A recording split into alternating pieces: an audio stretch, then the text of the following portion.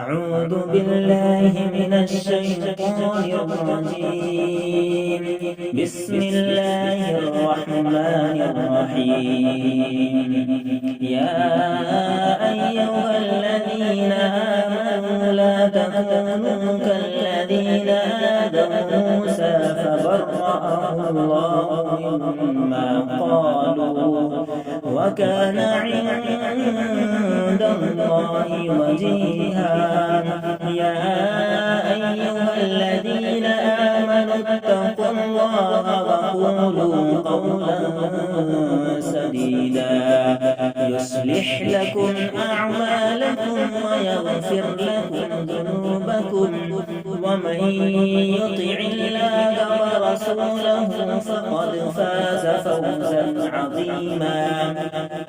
إنا عرضنا الأمانة على السماوات والجبال